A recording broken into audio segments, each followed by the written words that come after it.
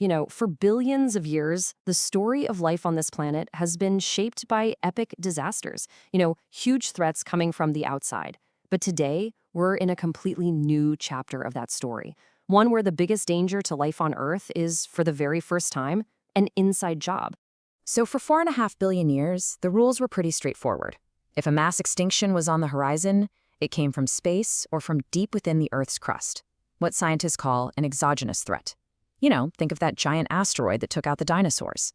But now, we are living through a massive shift. The main engine of destruction is now endogenous. It's coming from within, from the actions of just one species, us.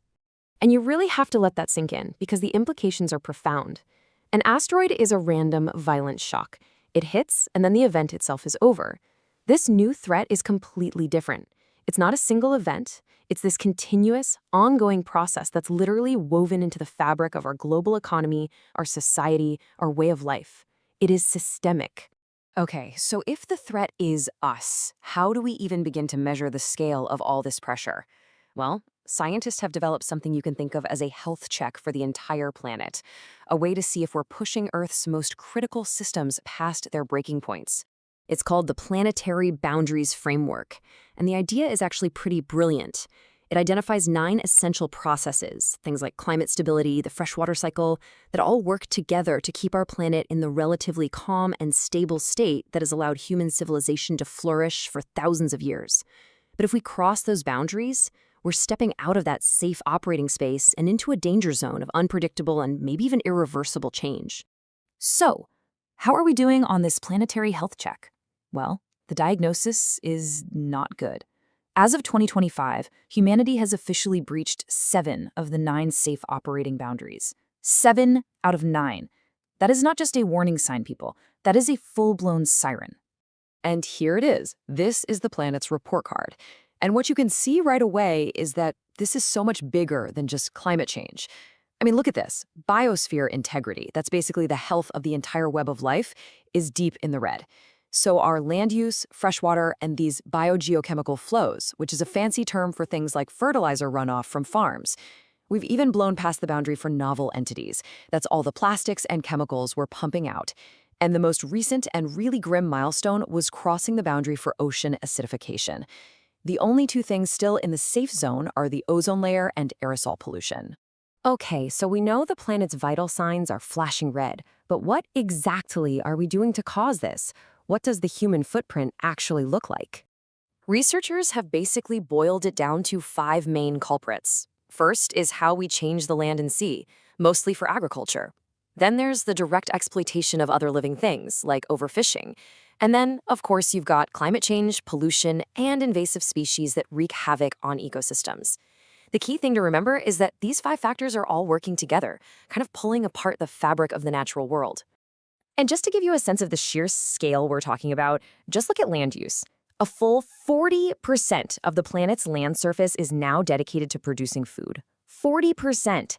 That is a massive transformation of what were once forests, grasslands, and wetlands into agricultural landscapes. It is the single biggest physical impact humanity has on the surface of the Earth.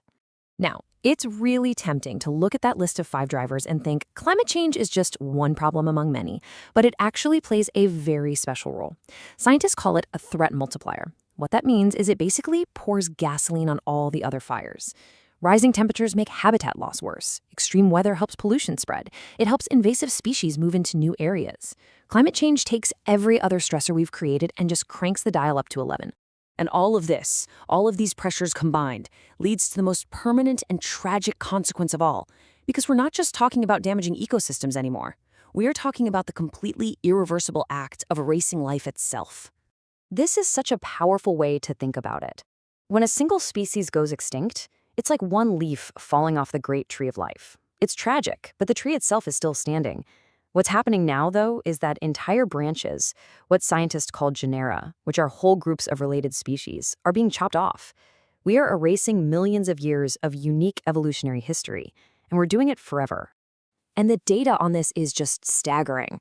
Since the year 1500, if things were normal, we would have expected about 2 genera of vertebrates, mammals, birds, reptiles, amphibians, to have gone extinct. Just 2.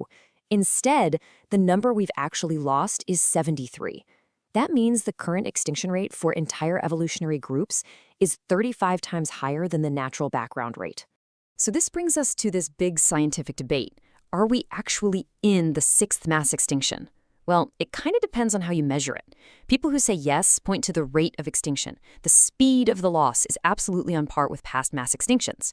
People who say not yet point to the total magnitude. We haven't yet lost 75% of all species, which is the technical definition.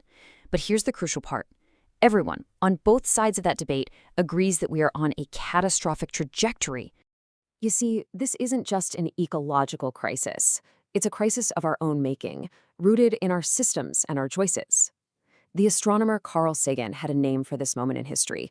He called it our time of perils, a dangerous window where our technological power has grown far, far faster than our wisdom to manage it. And if you want to see that failure of wisdom in black and white, look no further than our global economy. Every year, we invest about $220 billion in protecting nature.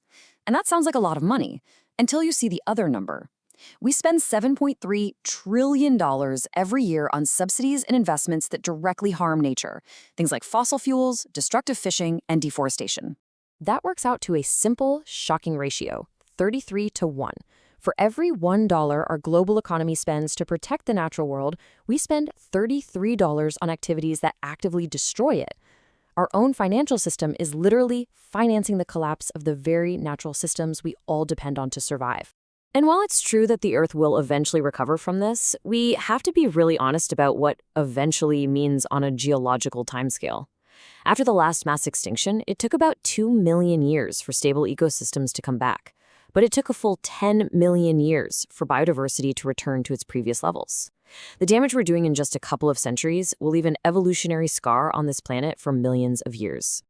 But this story is not over, and it doesn't have to end in disaster. The science is also very clear about what we need to do. First, we have to protect what's left. That global 30 by 30 target is an absolutely critical first step. Second, we have to reform that broken financial system and redirect those trillions of dollars that are causing so much harm. And third, we need to begin the enormous task of actively restoring the ecosystems we've already broken. And so that leaves us with the ultimate question. After 4.5 billion years of external threats, of asteroids and supervolcanoes, life's greatest challenge now comes from its most intelligent creation. We have the power to alter the planet, but we also have the knowledge to protect it.